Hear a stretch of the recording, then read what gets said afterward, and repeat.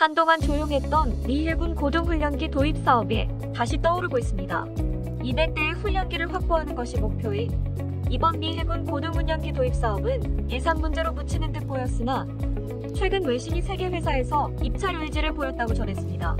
이 세계 회사는 보잉사보와 하이 로키드 마틴 그리고 이탈리아 레오나르도사이며 이들이 제시한 모델들은 T-7A, T-50A, M346 마스터로 알려졌습니다.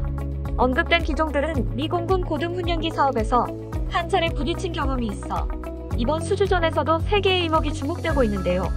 전문가들은 이번 미 해군 고등훈련기 도입 사업도 T-7A와 T-50A의 경쟁으로 갈 것이라고 예상합니다. 일각에서는 우리나라의 T-50A가 이번 수주전에서 우위를 점한다는 의견도 있어 흥미롭게 다가오는데요. 미 해군은 왜 고등훈련기를 도입하며 각각의 기종들이 가진 특징과 T-50A가 왜 유리한 위치에 있는지 알아보겠습니다. 최근 미국 군사 전문지 제인스는 입찰자들이 미 해군 고등훈련기 사업에 대한 정보 요청서를 제출했다라는 글을 게시했습니다. 매체는 현재 미 해군은 맥도널 더글러스사의 T-45 고수호크 훈련기를 대체하기 위해 세계 회사가 입찰 신청을 냈다고 전했는데요.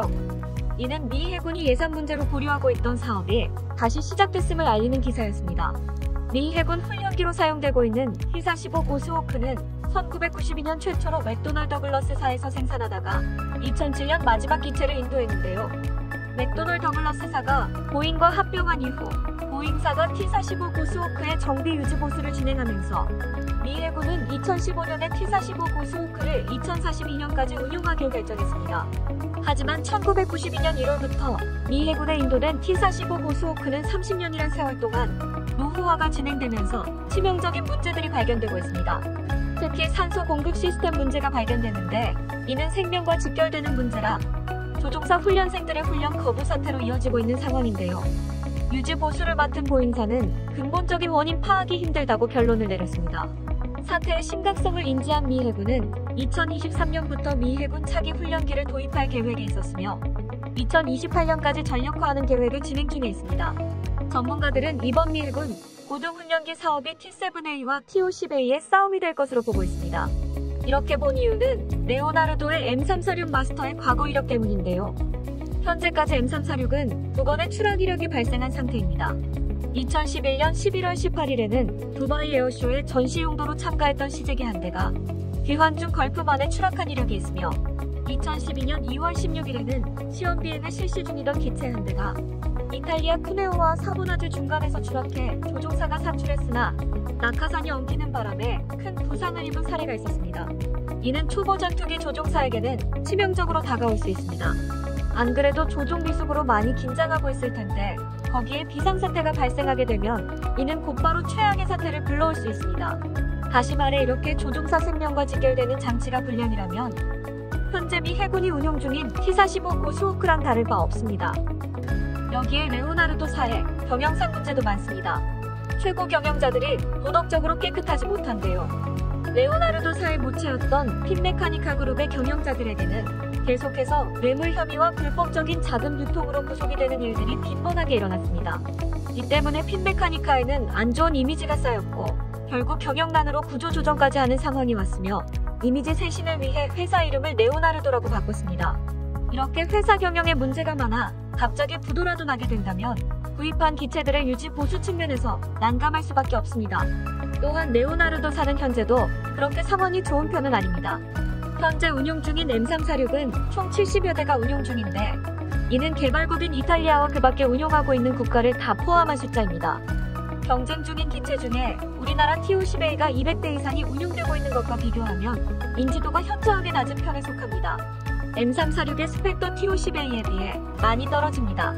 사실 M346은 최대 속력 또한 아음속에 있기 때문에 미 해군에서 초음속 조항을 붙였으면 입찰 시도조차 못할 뻔한 기종이었습니다.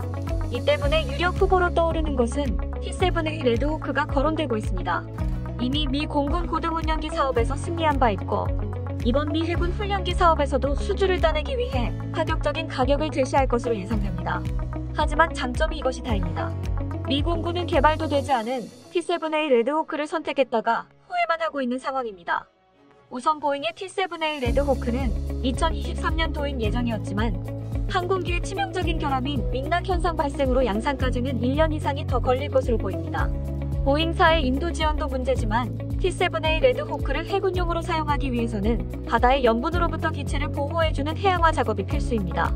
그런데 T-7A 레드호크의 기체는 매우 가볍지만 함재기로서는 기볼이 튼튼하지 못하다는 의견이 있습니다. 설계의 변경이 필요할 수도 있는 상황이라고 예측이 되는데 이러한 비용의 증가를 감수할지 궁금증이 생깁니다. 거기다 현재 보잉사가 D737 맥스 사태로 회사의 경영 상태가 매우 어렵습니다. 이러한 상황에서 미 공군의 훈련기 납품 일정도 현재 가능할지는 미지수인 상태입니다. 이 상황이 매우 큰 변수가 될 듯한데요. 보잉사는 현재 입찰을 할 때 저가 입찰을 주도해서 생산을 하면 할수록 손해를 보는 상황이며 이것을 민항기 개발 생산 이익에서 만회해왔습니다. 하지만 보잉은 77조 원의 자금 지원을 받는 상황이며 내부적으로 상황이 안 좋습니다. 게다가 지금과 같은 민항기의 불황이 예상되는 상황에서 입찰을 위하여 큰 손실을 감수할 수 있는지는 알 수 없는 상황입니다. 또한 현재까지 몇몇 국가에서는 보잉 737 맥스에 대해 이륙 금지 명령을 풀지 않은 상태인데요. 이 때문에 재고가 남아 경납고로도 수용하지 못해 직원 전용 주차장에도 737 맥스를 볼 수 있습니다. 경영적인 면만 보자면 레오나르도사보다도 심각하다고 볼 수 있습니다. 이런 것 때문에 미 공군을 라이벌로 생각하는 미 해군은 미 공군이 했던 실수를 반복하고 싶어 하지 않을 것인데요. 현재 성능 면에서는 카이의 TO-10A가 다른 후보 기종보다 가장 우수하다고 볼 수 있습니다. TO-10A는 우선 최고 속력이 초음속을 웃돌고 레이더 운용이 가능하며 전술 데이터 링크 시스템까지 갖춘 기체입니다.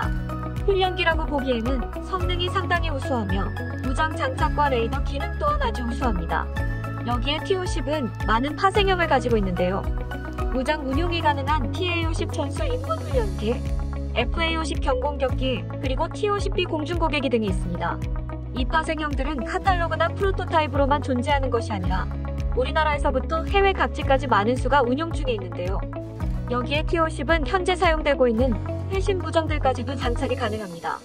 그렇기에 미 공군 RFX 사업에서 카이의 TO-10 8대를 도입하려고 했던 이슈가 있었을 만큼 성능은 입증받은 상태이며 이미 동남아 국가와 이라크에서는 TO-10과 FA-50을 잘 사용하고 있습니다.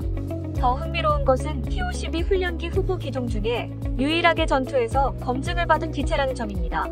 많이 알려진 것으로는 필리핀 공군이 운용 중인 TO-10의 경공격기형인 FA-50PH가 2017년 필리핀 민다나오 섬에서 이슬람 극단주의자들과 벌어진 마라위 전투에 투입되어 혁혁한 공을 세운 것인데요. 약 5개월 동안 벌어진 전투에서 FA-50PH는 총 156회의 비행 작전을 성공적으로 완수하였고 624발의 MK-84 범용폭탄을 적들 머리에 떨어뜨렸습니다. 당시 두테르테 대통령은 FA-50PH를 의전용 전투기로 치부했었는데 마라위 전투에서 FA-50PH의 활약을 보자 자신이 잘못 생각했다는 것을 느꼈고 현재는 분쟁 지역 최전선에 투입하고 있습니다. 이 마라위 전투는 TO-10의 성능을 검증하는 사례가 됐는데요. 이 때문에 동남아에서는 TO-10이 사도 후회는 하지 않을 보증수표 같은 항공기가 됐습니다. TO-10의 가장 큰 단점은 가격 면에서 가장 비싸, 가격 경쟁력이 낮다는 단점이 있습니다. 훈련기이지만 그 스펙이 웬만한 전투기급이라 가격이 상승했는데요. 연습을 실전처럼 하기 위해서는 어쩔 수 없는 부분이었습니다.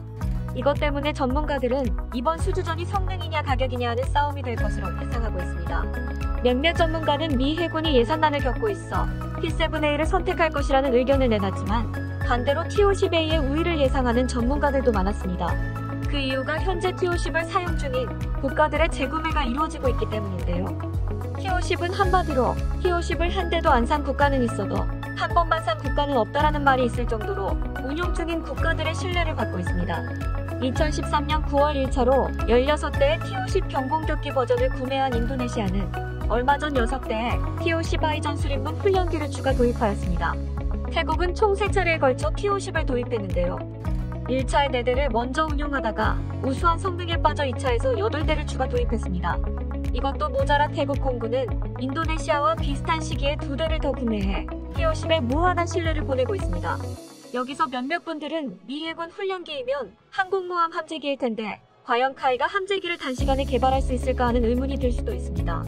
이 부분에서 걱정을 하지 않아도 될 것이 미 해군 훈련기의 소요 사양은 캐터펄트와 어레스팅 기어를 이용한 항공모함 이착함을 포함하지 않는 것으로 발표되었기 때문에 이에 따라 별도의 함재기형 훈련기 개발이 필요하지 않게 됐습니다. 그럼에도 불구하고 로키드 마틴과 카이는 필요하다면 T-50 함재 개량형도 만들 수 있다는 의지를 보이고 있는데요. 만약 미 해군 훈련기 사업에 T-50이 선정된다면 수십조의 수입을 얻을 수 있을 것으로 예상하고 있습니다.